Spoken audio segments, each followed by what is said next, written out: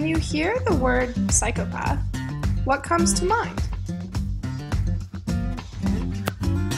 Most people may think of psychopaths from movies, such as Norman Bates from Psycho, or maybe Hannibal Lecter from The Silence of the Lambs. Or maybe you think more realistically and think of serial killers, such as Jeffrey Dahmer and Ted Bundy, who killed mass amounts of people.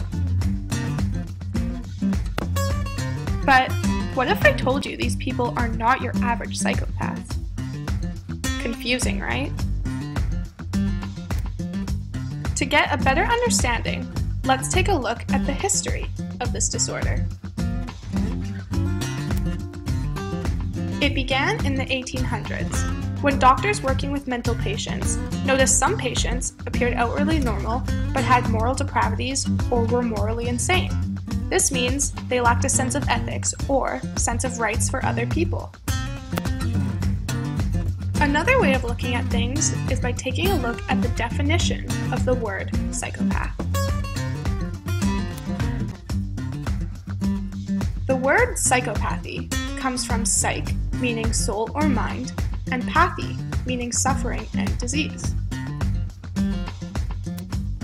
However, this term wasn't used until the 1900s and was given to basically anyone who had a mental disorder.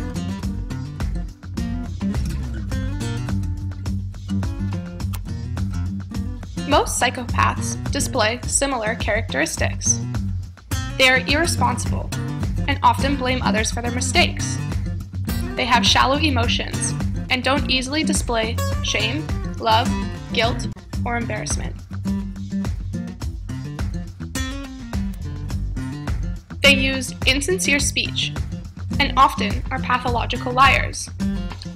They cannot plan for the future and have unrealistic long-term goals. They are prone to violence due to their low tolerance for frustration. They are uncaring and lack empathy. They are often overconfident. And lastly, they are selfish, which explains their incapability to love. Some researchers separate psychopaths into two categories: primary and secondary. Primary psychopaths display antisocial behavior due to biological characteristics that occur in infancy. These types of people are unable to form attachments with others. These lack of attachments make harming others easier for primary psychopaths. General characteristics include aggression, fearlessness, and a need for dominance. Secondary psychopaths, on the other hand, get their antisocial behavior from environmental forces after infancy. These people are capable of forming attachments. Some general characteristics of secondary psychopaths include a hot temper, they are stimulus seekers, they are impulsive, and they are irresponsible. Here are some common misconceptions about psychopaths. 1. Psychopaths are insane. These people do not hear voices or experience hallucinations. 2.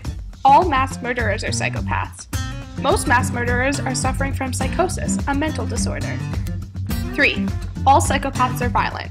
It's a high risk, but not a guarantee. 4. Prisons are full of psychopaths. In fact, only 20 to 25% of inmates are psychopaths. So what is the truth about this disorder? Only 3% of men and 1% of women have antisocial personality disorder. And only 1% of the total population are truly psychopaths.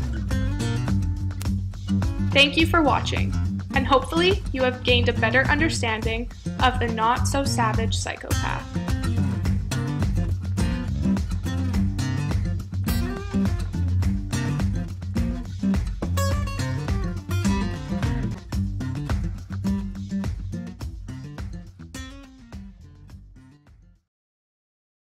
Created using Powtoon.